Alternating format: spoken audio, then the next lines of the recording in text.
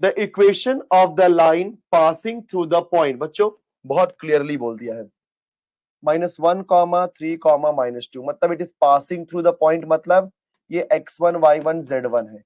ठीक है बच्चों, and it is perpendicular to these two lines. बात समझ आ रही है?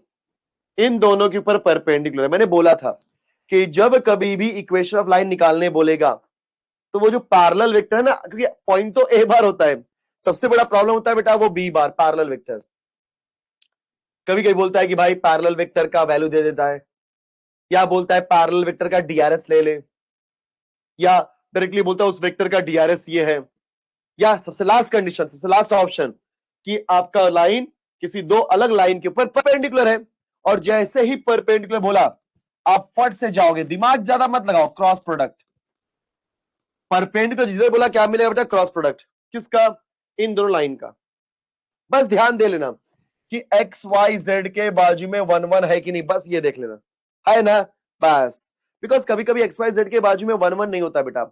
अगर एक्स वाई जेड के बाजू में 1 नहीं होगा तो जो डिनोमिनेटर की वैल्यूज होती है ना वो एग्जैक्ट करेक्ट डीआरएसएस नहीं होते।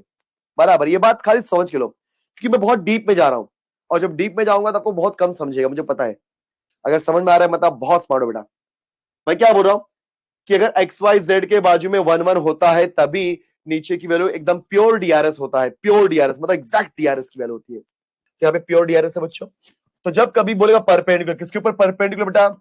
ये लाइन और इस लाइन के ऊपर परपेंडिकुलर है, तो दोनों के डीआरएस का निकाल दो क्रॉस प्रोडक्ट। 1 2 3, 1 2 3, फिर बोलो -3 2 5। याद कर लो, ऐसे क्वेश्चन बहुत कराऊंगा मैं। -3 2 5। चलो इसको सॉल्व करो बच्चों। आई लिया, रो गया कॉलम गया, 2 5 10 -6, माइनस जे लिया, रो गया कॉलम गया, 1 5 5 -3 3 9, minus minus plus 9,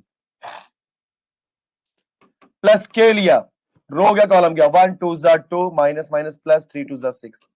so finally 10 -6 होता है 4i, 5 + 9 is -14j, 2 + 6 is 8k। So guys यहां पे जो हमारा डीआरएस आएगा किसका? पैरेलल वेक्टर का, बिकॉज परपेंडिकुलर की वजह से हमारे वेक्टर का डीआरएस आता है। तो डीआरएस क्या होगा बच्चों? 4, -14, 8। और जरा सिंप्लीफाई करो, 2 2 4, 2 7 14, 2 4 8। कि किसका रोल प्ले करेगा बच्चों? एबीसी का। और आप सभी को पता है इक्वेशन क्या होता है? x minus x1 divide by a, y minus y1 divide by b, z minus z1 divide by c। तो बोलो x minus, what is x1 y1 z1? -1 3 -2।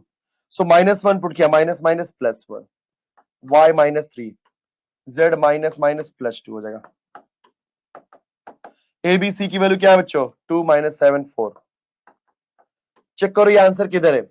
x +1 इन तीनों में है, y -3 z +2 सब में है, फिर 2 -7 4 डी।